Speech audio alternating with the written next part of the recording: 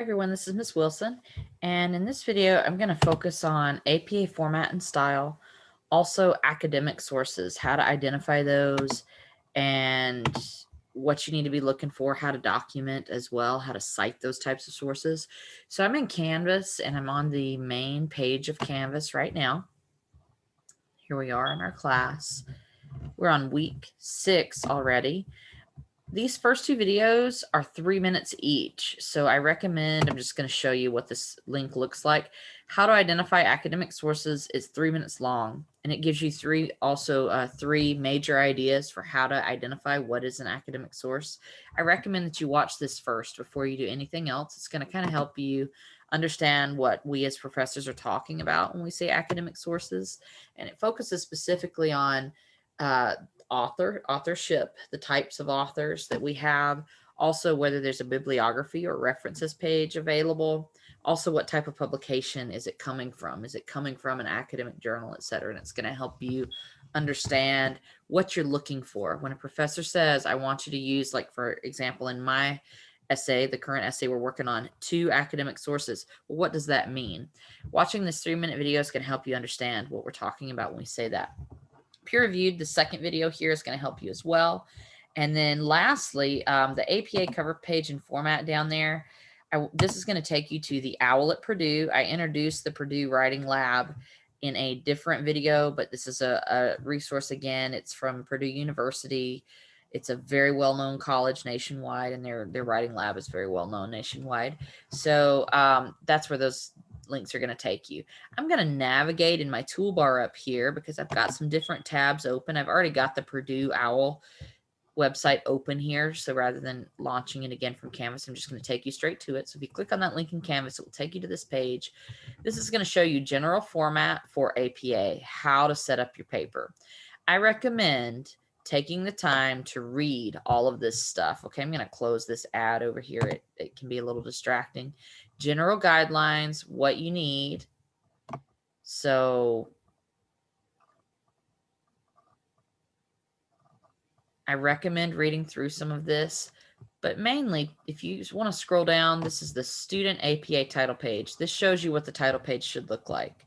So some students, if you just need a model to go on, okay, here's what I need to do. Let me put a title up here. Okay, let me put my name on it. Here's what department it is. Here's the name of the school. So we would put Department of English, Spokane Community College, English 101. And you could just put your section number or something, the professor's name, so my name, and here's the date. I can follow this example, right?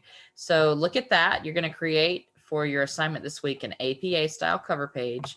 And then your assignment is that you're supposed to write an introduction paragraph followed by 4 other supporting paragraphs. So this is a more in-depth title page that has extra stuff at the bottom, author's notes and stuff. Don't worry about that. All you need is the basics. So look at the first example here as what you want to go on, the student APA title page, okay? If you go further down, it talks about what an abstract is. You may notice in the instruction sheet for my assignment that I allow abstract to be bonus. Typically, abstract is required for most APA essays, college classes, or whatever. The abstract is a requirement. I include it as a bonus in my class. So go back and write the abstract after you've finished everything else. Then they go into citations in APA with this resource. So it kind of gives you some examples there. Now, check this out. They have a sample APA paper. Remember, and I'll show you Canvas again in a moment, that I posted a former student's paper. She gave me permission to do that. They've got a sample paper as well. Here's what it looks like. And they have notes out to the side. So this is wonderful. Kind of showing you a breakdown of how everything looks, okay? So if you click on it, you should be able to, it's page 1 of 20 here. You should be able to download this, I believe. Yes. So you have to download the file to get it access to their sample paper. And that's what I recommend that you do. Okay. So you can download their sample and it's got little notes out to the side of it. So you can see, like, this is an example as well. You have the option to download it and then, you know, look at how they've set it up with the notes. It's a very helpful resource. I'm going to go back to Canvas now. Sometimes I have a hard time navigating with my mouse. It's kind of frozen right now. It won't let me click around. Uh-oh. There it goes. Kind of stuck over here in La La Land. Let me go back to our class page. So now I'm on the class page. I want to remind students too, so you've got the resource there at the OWL. Also in the previous week, so we're on week 6. In the previous week, week 5, I've got this essay that was submitted by a student, and she wrote about harmful stereotypes of pit bulls. So this is an example not only of APA format, but of the exact topic that we are writing on, which is harmful stereotypes, okay? This was older APA style, so you'll notice she only had 3 things on her cover page. 2019, so a year ago, APA updated their requirements for some of their formatting and things like that. So you'll notice that her cover page here is very basic. APA 7, the newest edition that came out in 2019, is a little bit more in depth. This paper is a couple years old, okay? But still, you'll be able to see her layout. This is the general layout of how it should look, okay? Notice that we double space. Also notice we have subtopics that are bolded, so that's kind of how you're going to lay things out. She's got examples. These are good examples of whenever you include an image in your document, you're going to want to have a description underneath the image, and you'll label it figure 1, figure 2, and then tell us what it is. Give credit to the author, the date if you can, and publishing information where it came from. So as you look at this example versus the example that's on the Purdue OWL, you might notice some differences, okay? Not too many, but a few subtle differences. If you have questions, ask me. This is English 101, so I'm not expecting perfection with your first ever APA style paper, but I do want us to master some of the basics, okay? So remember, as far as instructions go, you want to use their example of the cover page because that's newer, that's been updated. And then things such as double spacing. They've got instructions that say you need to just use a professional and legible font. I prefer for you to use Times New Roman font. When you do your citations, notice that on this left-hand side over here, they've got all kinds of helpful resources for helping you with your citations. We looked at electronic sources last time, so there's a previous video where I looked at electronic sources. I'm not going to go back to that here, but I want you to get comfortable navigating other types of sources, right? So audio visual media is a big one. If you're trying to look up video sources and then how do I cite those, Miss Wilson, etc., those are big questions. Now, check it out. They have a very simple, so if you have a film or a video, let's look and see if we can find the director. The date of publication is in parentheses, the name of the motion picture. We use brackets to indicate that it's a film, and then we give credit to the production company if we're able to, okay? That's real simple, right? Then they have an example here, Lloyd, P, director, 2008, Mamma Mia, that's the name of the film, and it's from Universal Pictures. Very simple, okay? They want you to indicate director in parentheses to let me know that this person is not necessarily an author. There's a lot of people that worked together. Someone else probably wrote the script for the movie, right? But this person is the one who directed it. So label this person. Let's say there is no director. If it's like some kind of documentary, give credit to the writer. Just say Lloyd, P, and put writer in this parentheses. That's what their role was. Maybe it was just narrated by this person. Maybe there wasn't a writer. If it's a home video or something, put, Lloyd, P, narrator. This is the person who's speaking on the video. Or you see what I'm saying? You can label this person as far as what their role is in the film. We don't necessarily want to go with like actors or anything like that. Go with whoever created it. But if you don't have a director exactly, this is what I'm saying you can do, okay?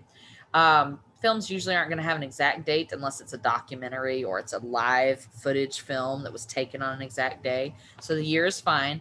But remember, if they do have the exact date, it would be 2008, May 10th or whatever, July 14th or whatever the date was, right? Now, this is the title of it. Films get the full italics here. We don't use quotation marks. We use italics. Film, and we put that in brackets to indicate, because otherwise I'm going to be assuming it's a book or it's something that's in writing.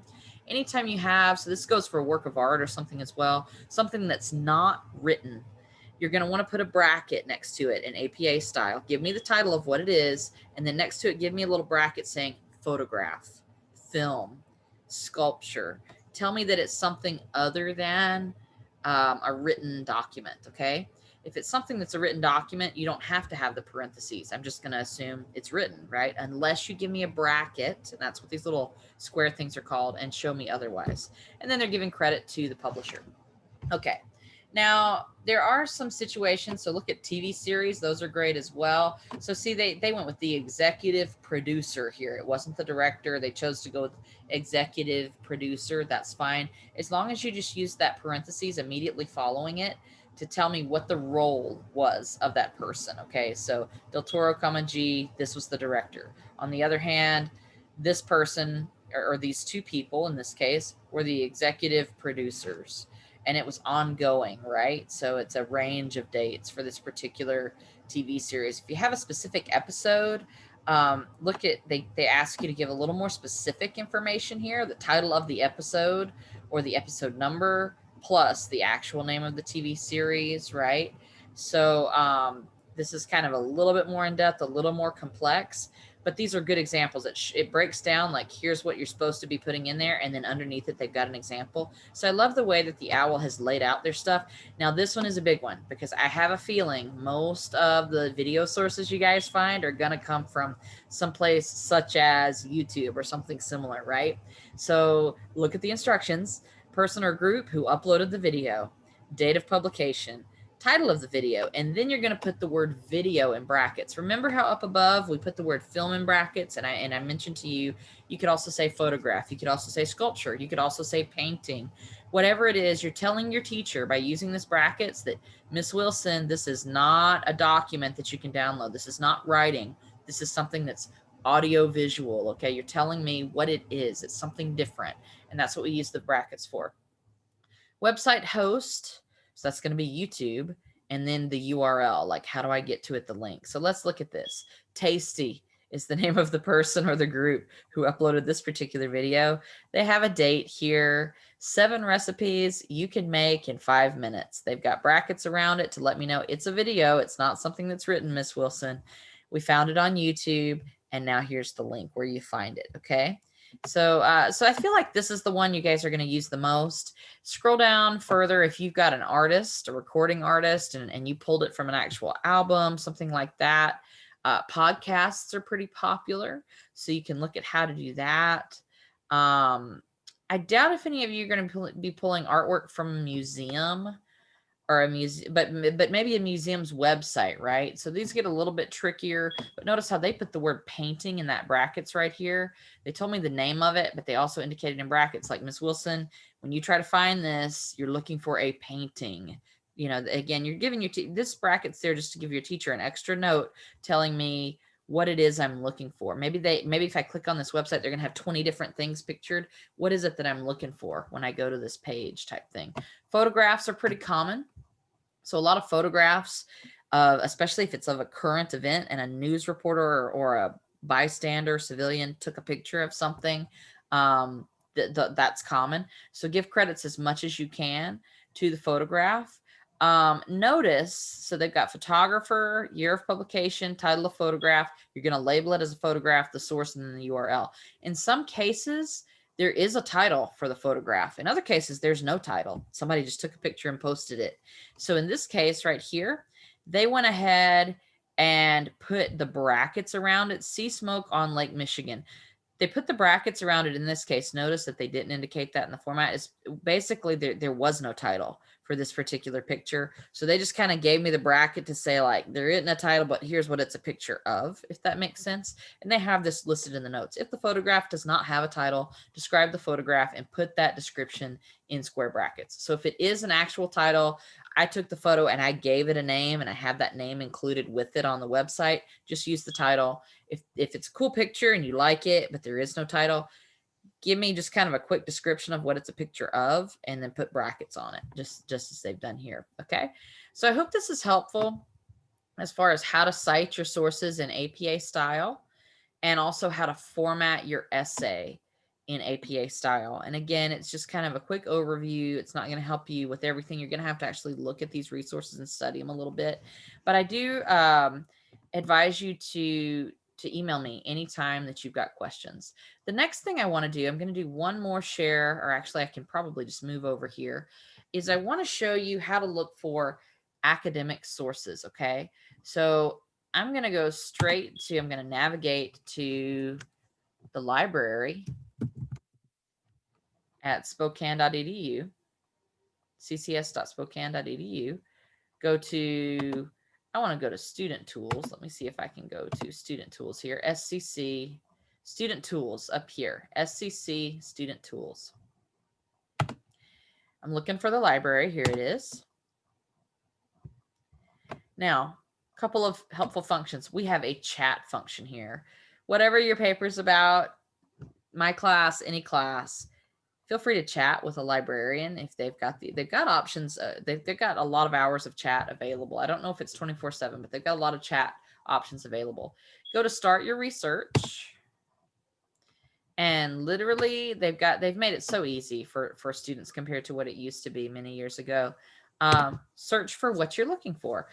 I'm going to use an example that did not come up in this class, but it comes up in many classes I've taught. When we talk about a discussion of stereotypes, one of the most common ones that students will indicate or come up with is stereotype Islamic terrorist. Notice I kept it really, I didn't put a big long sentence in here. Sometimes the search function does not understand sentences very well, or something that's super long. Keep it kind of brief. Stereotype Islamic terrorist, just 3 words, 3 buzzwords, if you will. Keywords, I guess, is maybe the more accurate way to say that. And let's see what I come up with, okay? So this only showed me 1. It looks like it's only looking for books. Let me go back here. I'm wondering if that only did a search for books. Let's try again. I want to go with everything. Let's search for everything. Because I may not be able to go to the library and get this right now. Yeah. Perfect. This is a lot better. Wow. I've got 5,180 results. Now, what I would advise you to do, so this is telling me it's a newspaper article. Is a newspaper article an academic source? If you watch that 3-minute video at the beginning of your Canvas page, you'll realize it's not, okay? So newspaper sources are not academic sources, okay? What you want to do is limit your sources to peer-reviewed journals, okay? This is going to help us limit our search to only academic sources, okay? So now, look through the titles because they will kind of give you a hint as far as, you know, what it's about. Typically, the titles are very long for academic sources. Not always, but typically they're very long and descriptive so that you can look at the title and see a little bit of what it's about. There's also typically, I'm going to choose this one. So I want to see images of Muslims in Western scholarship and media after 9/11. What types of images are being put out there that may be inaccurate and also offensive, right? It says it was peer-reviewed, which is one of our major criteria for something to be an academic source. We have our authors listed here, okay? And where was it published? We can find that out in just a minute. So this has some information for you. Full text is available at EbscoHost. This is the description. Here's the publisher, all of that information down below. What I do not want you to do is quote something from here. As far as like getting credit for using an academic source, you need to actually access the document itself. So it tells me that the full text is available. Let me click on that. It's going to take me probably to a sign-in page at this point because part of our student fees go to, okay, well, normally it may block you and ask for your student email address and your login to log in here. I may already be signed in, but probably you'll be asked to sign in order to see more details about that particular article. Okay. Now we are in what's called EbscoHost. See their logo up here on the left. Quick note about EbscoHost. EbscoHost is an academic search engine database that is available at any college I've ever taught at. Also at most colleges I've visited. It's very common, okay? So learning how to navigate EbscoHost will help you a lot, okay? PDF full text, this is what I click on over here on the left if I want to read the entire article, which is probably what I do eventually want to do. But before I spend a lot of time reading the whole article, I'm going to read the abstract to decide if this is exactly what I'm looking for. An abstract is designed to save you time. So an abstract is a paragraph telling the readers exactly what is this entire paper about, okay? So this kind of, you know, you could read this on your own and if I decide I like it, okay, great. Now I want to click on the full text in order to read the whole thing. So I could click on it. I don't know if this is going to show. Maybe it will show on my screen share. The abstract appears again at the beginning of the essay. There's an introduction section. Now we have subtopics, okay? So this is almost APA style itself, right? This is what we're trying to help get you to start doing with your college essays by writing an APA paper. Here's another subtopic, right? So remember those subtopics you're supposed to designate for your own essay in this class? You don't have to write an essay this long, right? It's spring 2013 is our date range here. Notice they've got some footnotes. I'm going to show you one more thing at the end, though. Look at all of this. At the end of this particular essay, they've got a long list of sources. And look how they have documented. Here's a last name and first initials. Here's a year that it was published. Here's a title. Here's the publisher. That's a book. Actually, whenever we have New York, Oxford University Press, like a city location, a physical location, that means it's a book. There's not a URL, right? Let's look further down and see if we find some other examples. I'm going to show you this example, Gingrich, A, 2005. Here's a title, and here's the journal it came from. I'm going to see if I can zoom in. I don't know if I can zoom in or not. Yeah, I can zoom in. I'm looking at Gingrich here, A. That's the author. Remember, APA prefers an initial there. Here's the year it was published. That may have been the only information available. If there is a specific date, go ahead and put it. Here's the title of the article. Notice that with titles of articles, we have more lowercasing. So proper nouns, the first word of it gets a cap. Proper nouns, like this is the name of a religion, so it gets a proper noun, a capital letter anyway. This is a group of people, so proper noun, capital letter. Europe is a place, it's a continent. Proper noun gets a capital letter, but everything else is lowercase. This is italicized because it's the journal that it comes from. This is the title of the article. This is the journal. It gets italics.